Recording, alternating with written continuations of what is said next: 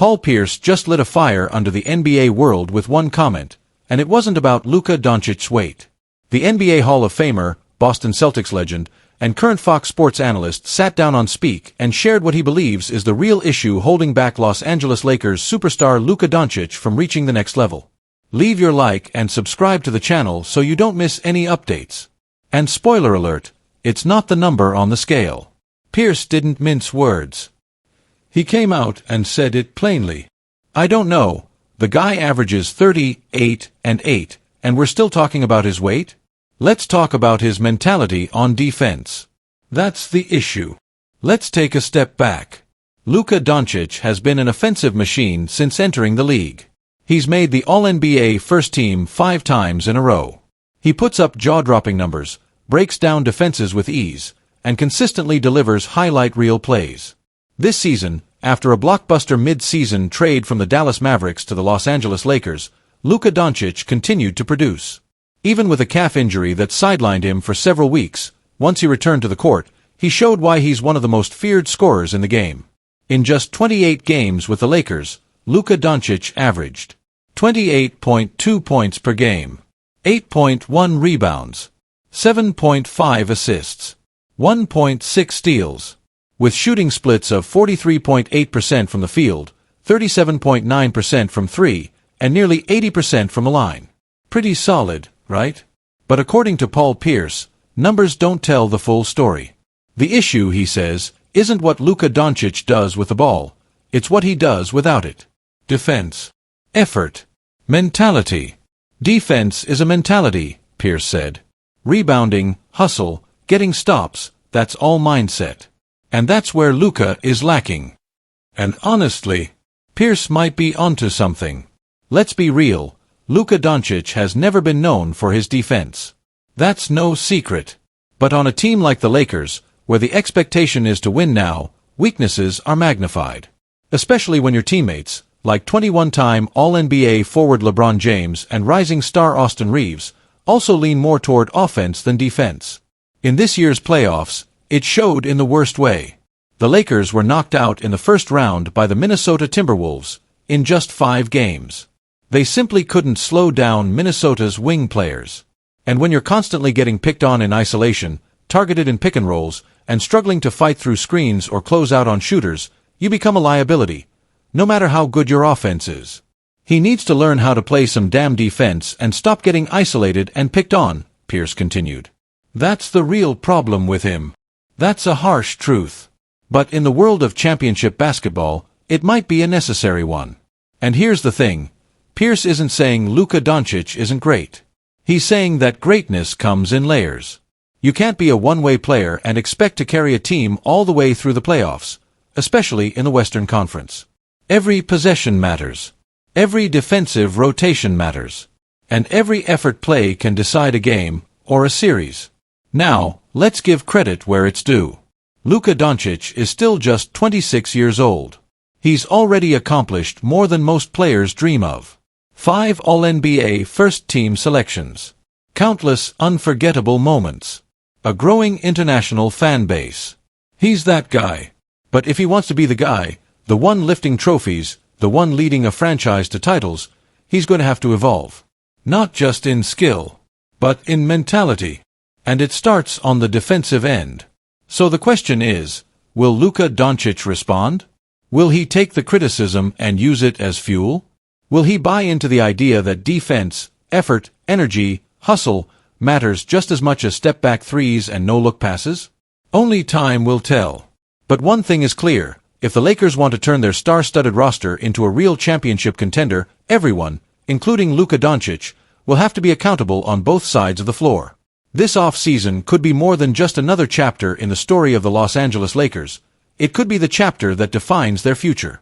Even more than that, it could shape the final lines in the legendary career of LeBron James. LeBron is set to turn 41 next season, an age when most NBA players are long retired or relegated to minor roles. But not LeBron. Not the king. Despite his age, he continues to defy logic and time, averaging 24.4 points, 7.8 rebounds, and 8.2 assists last season, numbers that earned him a spot on the All-NBA second team. His basketball IQ remains unmatched, and he's still capable of taking over games in crunch time. But no matter how great he still is, time is no longer on his side. The Lakers can't afford to waste another year. Especially not in a Western Conference that's getting tougher by the season. Teams like the Denver Nuggets, Minnesota Timberwolves, and Oklahoma City Thunder are stacked with talent and depth. Even up-and-coming squads like the Houston Rockets and San Antonio Spurs are knocking on the door.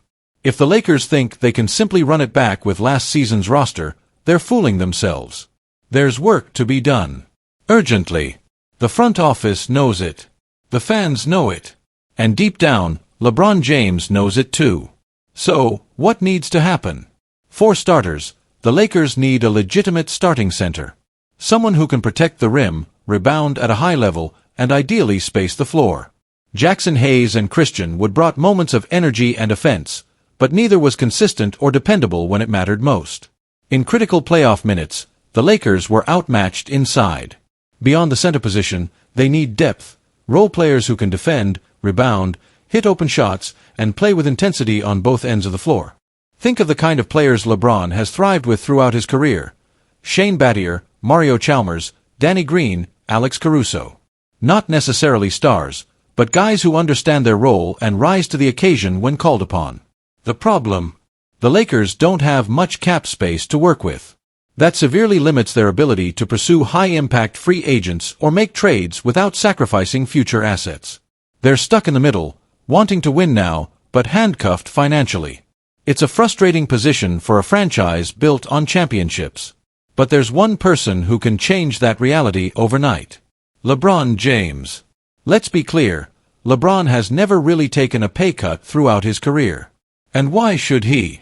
He's earned every dollar. He's a generational icon, the face of the league for 2 decades. No one in their right mind would question his value. But now, more than ever, he has a choice, one that could tip the scales toward one more title run. LeBron holds a $51.4 million player option for the upcoming season. If he chooses to opt out and re-sign with the Lakers at a lower salary, say $38 or $40 million, it could drastically alter what the front office is able to do. That move alone would open up access to the full non-taxpayer mid-level exception, allowing the Lakers to pursue a quality starter or high-level role player. That's not just cap space. That's leverage. That's flexibility. That's hope. It could mean bringing in a reliable starting center without gutting the roster. It could mean upgrading the bench, adding veteran shooters, or even landing a tough wing defender. It opens doors the Lakers currently can't walk through. And with the free agent market already thin, especially at center, every advantage matters. Let's talk names. Miles Turner would be an ideal fit, but all signs point to him staying in Indiana. Isaiah Hartenstein is another intriguing option, but he's expected to command significant offers. Outside of that, the drop-off is steep. The Lakers could explore trades, but that often means giving up young players like Austin Reeves or future draft picks. And considering how few assets they have left, that's a dangerous road to travel. But if LeBron takes even a modest pay cut, none of that might be necessary. Instead of mortgaging the future, they could build a more balanced team around him, one capable of competing with the elite teams in the West. A roster with better spacing, better rim protection, and most importantly, more margin for error. So why would LeBron do it? He has nothing left to prove on an individual level. He's the NBA's all-time leading scorer. A 4-time champion. A 2-time Olympic gold medalist. He's played more playoff minutes than anyone in league history. He's changed the game, changed the business, and changed what it means to be a global basketball icon. But there's one thing that still drives him, the pursuit of that elusive 5th ring. The one that would put him in rare air alongside Kobe Bryant and Tim Duncan. The one that would put him just one shy of Michael Jordan. The one that could be the difference between one of the greatest and the greatest. From a competitive standpoint, this is likely his final window. And sometimes, greatness isn't just about points or highlights, it's about sacrifice. It's about leadership. It's about doing the hard thing because it's the right thing. If LeBron makes this move, he's not just freeing up money. He's sending a message to the team, the front office, and the fans. I'm all in. So what now? That's the question every Lakers fan is asking. The front office is watching. Other free agents are waiting to see what happens. And the rest of the NBA is paying close attention. Will LeBron make the move that gives the Lakers their best shot at another title? Will he choose legacy over earnings? Will he take the step that could change everything, not just for himself, but for the entire franchise? This summer isn't just about contracts and cap sheets. It's about vision. It's about belief. It's about one final run. And it starts with LeBron. The Los Angeles Lakers are entering a pivotal offseason, one that could define the trajectory of the franchise for years to come. Following yet another early playoff exit, the front office faces growing pressure from fans and analysts alike to take bold action. The clock is ticking, and this summer could very well be the tipping point between resurgence and regression. At the center of the conversation, literally and figuratively, is one glaring issue: the center position. Ever since the controversial trade that sent Anthony Davis packing, the Lakers have been in scramble mode trying to fill the massive void he left behind. While Davis was never the most traditional big man, his ability to alter shots, protect the rim, and stretch the floor made him a cornerstone of the Lakers' identity on both ends of the court. Without him, the team has struggled to maintain any real interior presence. In his absence, Jackson Hayes was thrust into the starting lineup. To be clear, Hayes has potential. He's long, athletic, and plays with noticeable energy. But potential doesn't win championships. Hayes wasn't handed the role because he outperformed the competition. He got it because the Lakers had no better option. The result was a soft interior defense that was ruthlessly exposed, particularly during that brutal first-round playoff series against the Minnesota Timberwolves. Karl-Anthony Towns and Rudy Gobert dominated the paint, exposing the Lakers' inability to match up physically. This wasn't just about missing shots or poor rotations. It was about lacking a true anchor down low. Someone with presence. Poise. The kind of rim protection that changes opponents' game plans. It's a critical gap, and one that only becomes more dangerous when paired with a backcourt known more for offensive flair than lockdown defense. Austin Reeves, and even the occasionally electrifying Gabe Vincent are solid scorers, but none are known for clamping down on the perimeter. That only compounds the problem. If the guards are getting blown by and there's no one waiting at the rim, defensive collapses become inevitable. Enter the Lakers' off-season mission. Find a center. A real one. A defensive anchor. A leader. But doing all that under a tight salary cap? That's the challenge. To make matters worse, this summer's free agent class is unusually shallow, especially at the center position. Most elite big men are already spoken for, either locked into multi-year contracts or expected to re-sign with their current teams. The one name that keeps surfacing in rumors is Miles Turner, a rim-protecting big with shooting range. On paper, he'd be ideal. But all indicators suggest that Indiana is determined to keep him long-term, especially after his strong finish last season. So where does that leave LA? The answer may lie in a familiar face: Brook Lopez. Yes, that Brook Lopez, the veteran who once donned the purple and gold during the 2017-18 season, albeit on a forgettable team and a minimal deal. After leaving LA, Lopez reinvented himself with the Milwaukee Bucks, evolving into one of the NBA's premier two-way centers. He became an integral part of the Bucks' 2021 championship run and hasn't slowed down much since. Now at 37 years old, Lopez is still highly effective. Last season, he averaged 13 points, 5 rebounds, nearly 2 assists, and maintained elite shooting splits, over 50% from the field and an impressive 37.3% from beyond the arc. More importantly, he remained one of the league's most feared rim protectors, altering shots and anchoring Milwaukee's defense with his timing and positioning. From a fit perspective, he checks every box for the Lakers. Floor spacing? Check. Rim protection? Absolutely. Veteran leadership? Without question. And let's not overlook the fact that he already has a working relationship with LeBron James. Basketball IQ matters, especially on teams with championship aspirations. Lopez brings that in spades. But there's a problem. Or rather, a few. First, Lopez won't come cheap. Despite his age, his skill set is in high demand. The Bucks have made it clear they'd like to retain him, though their window to contend may be narrowing. More concerning for Lakers fans is the reported interest from the Golden State Warriors. With their own aging core, the Warriors see Lopez as a perfect complement to Draymond Green, a floor-spacing big who can anchor the defense without clogging the lane. Golden State also has one key advantage: money. While the Lakers are strapped for cap space, the Warriors can maneuver to offer a more competitive package. That puts Los Angeles in a tight spot. If they want Lopez, they'll need to get creative.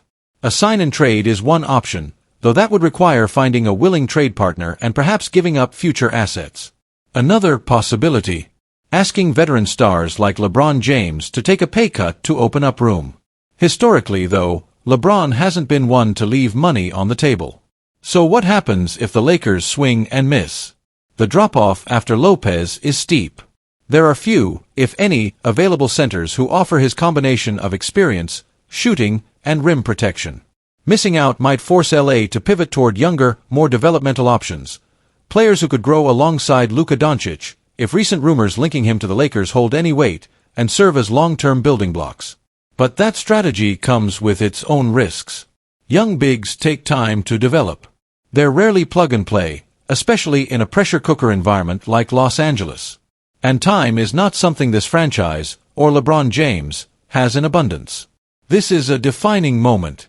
Will the Lakers go all in on Lopez and attempt one final push with their aging core? Or will they accept a transitional period, focusing on long-term growth at the cost of short-term success? Either way, decisions must be made soon. Free agency looms, and every day counts. The front office can't afford another misstep. The Western Conference is only getting tougher, and standing still is not an option. Because if the Lakers don't get this right, they won't just miss out on a championship, they'll miss the playoffs entirely. Again.